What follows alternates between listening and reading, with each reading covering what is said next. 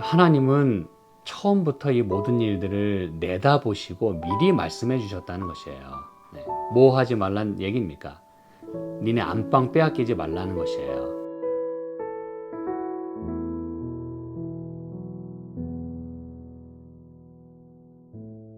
네, 이 시편 79편은 아삽의 시입니다. 그리고 여러분이 방금 읽으셨지만 이방인이 또 하나님의 성전을 더럽히는 그러한 이야기가 나오고 또 그 멸망의 모습들. 그렇지만 이 시편의 저자는 하나님께 울부짖습니다. 주의 이름이 우리의 그 폐허를 통해서 더럽혀지지 않도록 해달라고. 그러면서 마지막에는 이제 다시 주의 백성을 주께서 인도하시고 우리는 또 영원히 주께 감사하고 또 영예를 대대로 전하게 되겠다고 하는 그런 또 희망의 메시지로 또 마무리하게 됩니다.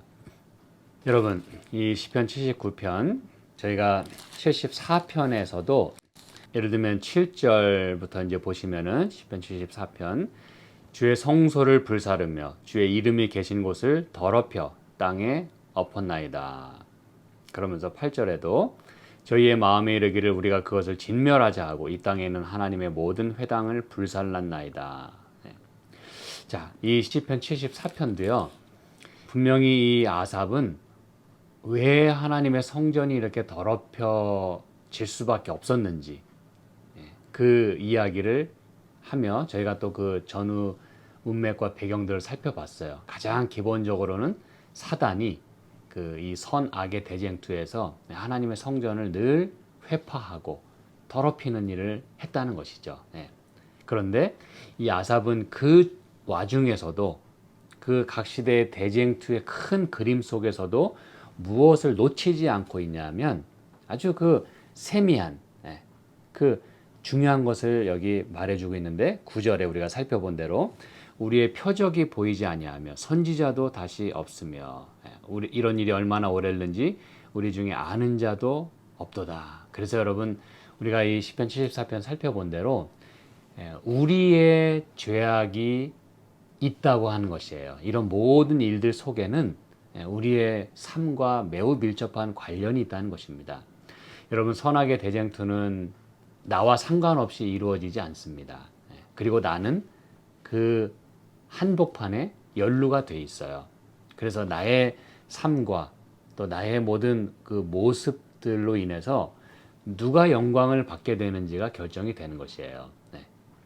자, 이 시편 74편에서도 73편부터 있는 이 3권의 이야기가 하나님의 성소에 대한 이야기를 중점적으로 다루고 있다고 말씀을 드렸어요. 그래서 이 시편 79편에서도 이 아삽은 하나님의 이 성전 그리고 또 하나님의 그 도성, 하나님의 백성 이 모든 것들이 원수들의 손에 의하여 이방인의 손에 의하여 파괴되는 그러한 모습들을 여기 묘사하면서 그에게 있어서 가장 큰 관심사는 어쨌든 하나님의 성전이에요. 하나님의 임재가 함께하는 그게 뭘 얘기하는지 아시죠? 그렇죠?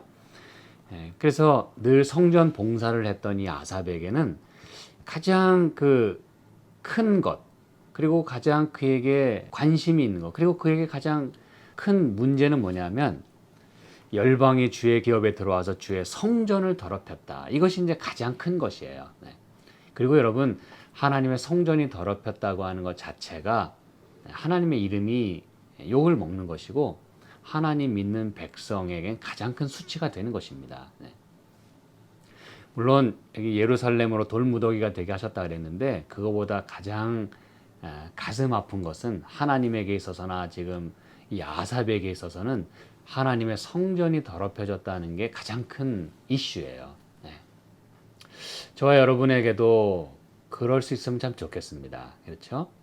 우리에게 오는 여러 그 어려운 일들, 또 뭐 여러 뭐 재정적인 거, 가정적인 거, 또 뭐 이 건강적인 문제, 이런 많은 이 문제들 속에서 여러분에게 있어서 가장 큰 이슈는 무엇입니까? 여러분의 마음을 가장 아프게 하는 것은 무엇입니까? 아삽은 주의 성전이 더럽혀진 것이 가장 큰 이슈였어요. 가장 큰 마음의 그 아픔으로 남아 있는 것이에요. 하나님을 섬기는 일에 방해가 되는, 하나님을 더 이상 섬길 수 없게 되는, 하나님의 이름이 욕을 먹게 되는 그 부분. 오늘 이제 이 부분에 대해서 조금 더 살펴보도록 하겠습니다. 어쨌든 이 시편 74편에서도 아삽은 이 원수들이 주의 성전을 이렇게 짓밟는 일을 통해서 우리의 죄악을 여기 빼놓지 않고 이야기를 했어요. 그렇다면 이 시편 79편에서도 그리고 이 성전이 더럽혀지는 이 일에 있어서 그리고 예루살렘으로 돌무더기가 되게 했다 그랬는데 이 일에 있어서 우리의 어떤 문제는 없었는지 제가 이제 이 부분에 대해서 살펴보려고 하는 것입니다. 여러분, 예루살렘으로 돌무더기가 되게 하셨다 그랬는데 이제 이유를 살펴보기에 앞서서 이 부분을 좀 더 우리가 생각해 보죠. 예루살렘으로 돌무더기가 되게 하셨다. 여러분, 예루살렘 그러면 참 휘황찬란합니다. 말 그대로 지금도 그 뭐 이 도움 그렇죠? 성전이 빛나지만 예전에는 이제 그 영광이 굉장했다는 것이죠. 다 금으로 그것을 만들었고 그리고 예루살렘 이 성전은 이스라엘 민족뿐만 아니라 그들의 그 영광이요 자랑이었을 뿐만 아니라 사실은 로마가 유대 땅을 점령하고 다스릴 때에도 그들에게 있어서 예수님 당시에도 그들에게 있어서 예루살렘 성전은 그 정말 국보예요. 그거는 내가 지은 건 아니지만 내가 이 점령한 이 땅이 가지고 있는 그 보물에 대해서는 굉장히 소중하게 여겼습니다. 그래서 로마 나라에도 그 예루살렘 성전은 자랑이었던 것이죠. 그런데 여러분, 그 예루살렘이 돌무더기가 됐다고 이야기를 합니다. 이것은 물론 여러 시대를 거쳐서 이렇게 오버랩 돼 있는 것이에요. 이 당시에도 예루살렘 성전은 무너졌고 또 예수님 당시에도 예수님 분명히 말씀하셨어요. 때가 이르면 이것이 돌 하나 돌 위에 남기우지 않고 무너뜨리우리라. 그리고 AD 70년에 그 예수님의 말씀은 그대로 이루어졌어요. 이 성경이 말하고 있는 그 모든 히스토리가 다시 한번 거기서 되풀이 되고 또 말씀대로 이루어지는 모습을 저희가 보게 됩니다. 그래서 이 예루살렘이 돌무더기가 된다.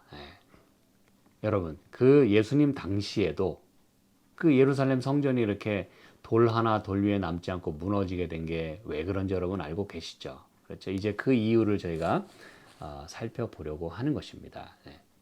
그것은 그저 한마디로 말씀드리면 여러분이 잘 알고 있듯이 하나님을 경외하지 아니하고 하나님 올바로 순종하지 아니하게 될 때 이르러 오는 하나님은 이 선지자들을 통해서 다 미리 내다보시고 그 모든 것들을 이제 이 성경 가운데 예언 가운데 다 그걸 넣어놓으신 거잖아요. 그렇죠? 이방인들이 이렇게 성전을 더럽히고 무너뜨리고 백성을 괴롭히고 그 모든 일들 하나님의 이 봉사를 다 대체하고 뭐 작은 뿔 또 뭐 적그리스도 그렇죠? 이 신약의 기자들이 또 이야기하는 대로 그 모든 일들 여러분 그것은 우리가 그것을 내주기 때문이거든요. 그렇죠? 우리의 주인을 그리고 내 안방을 내주는 격이 되는 것이에요.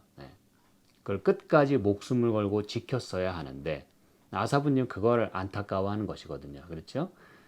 이건 내 집이고 내 안방인 것이에요. 내 삶의 터전이고 내가 살아가는 그 모든 배경이고 그 토대인 것이에요. 자, 예레미야 9장 11절에 내가 예루살렘으로 무더기를 만들며 실황의 구렬이 되게 하겠고 유다 성읍들로 황폐케 하여 거민이 없게 하리라. 여러분, 이 예레미야 서론 부분에 예레미야가 예루살렘이 무더기가 되겠다라고 하는 이 말씀을 하나님께 받아서 전합니다. 이 얘기는 뭐냐면 하나님은 처음부터 이 모든 일들을 내다보시고 미리 말씀해 주셨다는 것이에요. 뭐 하지 말란 얘기입니까? 니네 안방 빼앗기지 말라는 것이에요. 무슨 얘기인지 아시겠죠? 그렇죠? 그런데 우리는 이 예레미야서 쭉 보시면은 아시겠지만 이게 이제 역사잖아요. 열방의 일들 속에서 하나님의 백성들이 또 이 열 왕들이 어떻게 행했는지에 대한 이야기들이 쭉 나오면서 26장 18절에 있는 말씀도 좀 보실까요? 26장 18절. 유다 왕 히스기야 시대에 모레셋 사람 미가가 유다 모든 백성에게 예언하여 가로되 만군의 여호와께서 이같이 말씀하시기를 시온은 밭같이 경작함을 당하며 예루살렘은 무더기가 되며 이 전에 산은 수풀의 높은 곳들 같이 되리라 하였으나 여러분 이 얘기 뭐냐면은 하나님께서는 히스기야 시대에도 이 말씀을 주셨다는 것이에요. 여러분 놀랍지 않습니까? 이게 그냥 이 예루살렘이 무너지기 직전에 뭐 주신 말씀도 아니고 또 아예 그런 말씀도 안 하시고 무너뜨리신 게 아니고 히스기야 시대에 이미 하나님께 말씀을 받아서 전한 그 선지자가 있었다는 것이에요. 이 예루살렘이 시온이 밭같이 경작함을 당하고 무더기가 되겠다. 하나님께서 미리미리 이 말씀들을 주셨다는 것이에요. 경고 그리고 준비 그리고 이런 것들을 예방하라는 것이잖아요. 그렇죠? 그런데 여러분 이제 이 예레미야 후반부에 보면 결국은 제가 오늘은 이제 그 부분을 찾지는 않겠습니다만 내일 또 저희가 말씀을 나누겠어요. 예레미야서 후반부에 보면 결국은 이제 이 바벨론이 쳐들어와서 다 그냥 쑥대밭을 만듭니다. 이게 이제 말씀대로 이루어지는 것이고 하나님 백성들은 하나님 말씀에 귀 기울이지 않고 순종하지 않았기 때문에 그런 엄청난 일을 당한 것이에요. 그게 이제 이 성경의 많은 부분에 그렇게 기록하고 있지 않습니까? 그렇죠? 그래서 이제 미가서에 있는 말씀을 좀 살펴볼게요. 미가서 3장 12절입니다. 이러므로 너희로 인하여 시온은 밭같이 갈물 당하고 예루살렘은 무더기가 되고 성전의 산은 수풀의 높은 곳과 같게 되리라. 이제 이 미가 선지자도 하나님이 미리 주신 그 말씀을 인용하면서 동시에 또 이 말씀을 받아서 전하는 것이에요. 그렇죠? 인용한다고 하는 것은 하나님이 아무 계획도 없는데 본인이 스스로 인용한 게 아니라 성령의 감동함을 받아서 그 시대에 전할 말씀을 인용도 하고 또 받아서 이렇게 되풀이하는 것이에요. 그렇죠? 그런데 이 미가 선지자는 여러분 이런 일이 있게 되는 그 배경과 이유를 그 앞절에서 이야기해 줍니다. 자, 우리 9절부터 있는 말씀 볼게요. 미가서 3장 9절. 야곱 족속의 두령과 이스라엘 족속의 치리자 곧 공의를 미워하고 정직한 것을 굽게 하는 자들아 청컨대 이 말을 들을지어다. 하도 말을 안 들으니까 들으래요. 시온을 피로 예루살렘을 죄악으로 건축하는도다. 여러분 이 미가 선지자는 분명하게 그들의 죄를 지적합니다. 시온을 피로 예루살렘을 죄악으로 건축했대요. 하나님은 하나님의 이름을 걸고 그리고 백성들의 그 안위와 구원을 생각하며 하나님의 전이 지어지길 바라셨지만 실제로 이 백성들에게는 시온이 피로 그리고 예루살렘이 죄악으로 건축됐대요. 하나님 보시기에 가증한 것이죠. 그렇죠? 그러니 여러분 결국 그것은 무너질 수밖에 없지 않겠습니까? 그렇죠? 11절. 그 두령은 뇌물을 위하여 재판하며 그 제사장은 삭슬 위하여 교훈하며 그 선지자는 돈을 위하여 점치면서 오히려 여호와를 의뢰하여 이르기를 여호와께서 우리 중에 계시지 아니하냐 재앙이 우리에게 임하지 아니하리라 하는도다 그랬어요. 여러분 이것은 마음대로 살면서 자기들 하고 싶은 대로 하면서 여전히 나는 신앙인입니다. 나는 크리스천입니다. 나는 뭐 재림교인입니다 라고 이야기하는 것과 똑같다는 것이에요. 전혀 그렇게 살지 않으면서 그렇게 이야기하는 것과 똑같다는 것입니다. 그리고 오히려 말하기를 이 재앙이 우리에게 임하지 않겠다. 엉뚱한 소리 해대고 있는 것이죠. 이 바벨론에 의하여 이렇게 무너지게 됐을 때도 이런 선지자들이 많았다는 것을 예레미야는 분명히 얘기하고 있어요. 거짓 선지자들이 나타나가지고 평안할지어다. 여러분 사람들은 그런 소리 듣고 싶어 하지 않겠습니까? 그렇죠? 그런 소리 들어야 마음에 이 안정을 찾는 것이에요. 근데 여러분 하나님 말씀은 분명히 말씀합니다. 이러므로 너희로 인하여 시온은 밭같이 갈물당하고 예루살렘은 무더기가 되겠다. 성전이 수풀이 되겠다. 여러분 얼마나 안타까운 일입니까? 누구로 인하여 이렇게 됐다고요? 너희로 인하여. 이것입니다, 여러분. 오늘 저는 이제 말씀을 제가 마무리하면서 다시 말씀드립니다. 이 아삽은 가장 이 원수들의 이런 침략과 또 그들의 삶의 터전이 무너지는 그 모습 속에서 가장 안타까워했던 것은 성전이 더럽혀지는 것이었어요. 그리고 예루살렘이 무더기가 되는 것이 가장 큰 마음의 아픔이었습니다. 저와 여러분에게도 그것이 가장 가슴 아픈 일이 되었으면 참 좋겠습니다. 그렇죠? 그리고 오늘 이 선지자들의 말씀을 통해서 하나님이 오늘 우리에게 말씀하십니다. 이런 일이 왜 일어나게 되는지. 그것은 우리의 죄악을 인한 것이에요. 우리로 인하여 하나님의 이름이 더럽혀지는 것입니다. 성전이 무너지는 것이에요. 우리 안방을 내주게 되는 것입니다. 오늘 말씀을 기억하시는 가운데 저와 여러분이 하나님 말씀에 더 순종할 수 있기를 간절히 소망합니다. 그리고 그 말씀의 순종을 인하여 하나님을 더욱 찾음으로 인하여 하나님의 이름을 다시 찾고 하나님의 임재를 우리가 다시 회복하고 우리의 삶의 터전을 원수에게 내주는 일이 없었으면 참 좋겠어요. 우리의 오늘 하루의 삶을 통해서도 예수님이 우리의 주인이 되시기를 바랍니다. 내 마음의 자리를 예수님께 그렇게 내드릴 수 있기를 간절히 소망합니다. 함께 기도하실까요?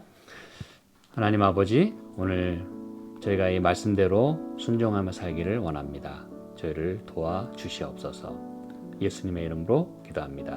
아멘.